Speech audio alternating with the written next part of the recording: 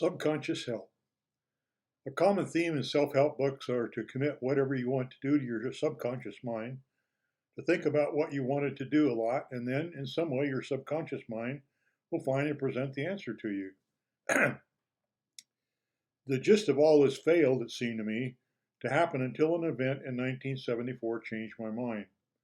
And the resolution of this event, in the way it did, led me to wonder about this all some more. My mind was a puzzle. I was already having trouble understanding as I started learning what was meant by subconscious mind. I attempted to use my subconscious mind to help me decide in 1969 whether or not I should go for a doctorate degree in geophysics, and in 1973 to help me with divorce. I had no sense during those times that my subconscious offered me any solutions. In the spring of 1974, a man was seriously injured while we were loading a larger than before rocket onto a launcher at Poker Flat Research Range. This led me to bringing in a bigger launcher and installing it before an attempt to launch similar rockets in early 1975. Installing the bigger launcher posed a number of problems that I, along with others, solved in typical ways of thinking and talking. The first time a large rocket had been launched from this particular type of launcher had been a colossal failure. This because the rocket hung off to one side, and when the launch, the azimuth brake on the launcher proved inadequate. Not only did the rocket fly off course, its flight was such that it was a danger to people and property that they used a command destruct to blow it and a very expensive payload to such small pieces they could not hurt anyone as they fell back to the earth. And the launcher itself had effectively been destroyed in the launch project. I thought about this launch problem for months. I sought advice from others. I led group discussions trying to find a plausible solution. Despite these efforts, the problem was unresolved less than 2 months before we were scheduled to use this launcher for a very important project. A related image to how to solve this problem came early one morning as I was waking from sleep. I remember the picture I had taken in 1956 of the 30-foot diameter friction brake. I have strong memory of my thinking at that moment that this was surely an amazing example of how the subconscious mind can help you find a solution.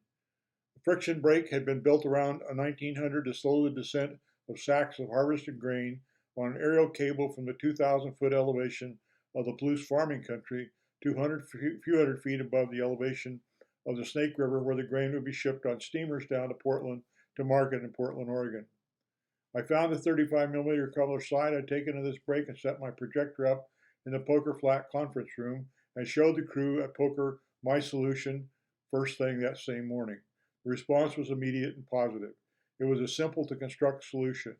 We did a calculation that showed us a brake of this kind would be more than adequate to restrain the launch force as expected. It took less than a week to build a similar friction brake to clamp around the 8-foot diameter rocket launcher pedestal and have it operational. It is still operational in 2021, and the design was copied and implemented for the installation of at least 2 other launchers at Kwajalein Missile Range in the Marshall Islands. This is the only true event in my life that I can confidently say that the solution came through me through my subconscious mind. I often amaze myself when people come up with answers to a broad range of science questions people ask me, and I'm often good at finding an example that connects the question asked with the experience of the person. The answer as to how do I do this, I think, is that all my life I've been blessed with an enormous wide-ranging curiosity, and I find answers and connection between things and happenings. I enjoy using libraries since I first gained access to one, and I now spend moments each day using www.google.com and the internet to find answers. I think my subconscious has been and is still involved in listening, and when I'm faced with a question, shoves the answer up into my conscious brain.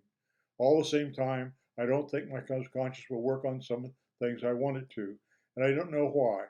One of the many examples I give is my failure to develop, though I badly wanted to, and work for at least 2 years, a message I could deliver to politicians and government administrators on the need to increase support for exploration of the Earth's upper atmosphere with sounding rockets and the use of Poker Flat Research Range to do so.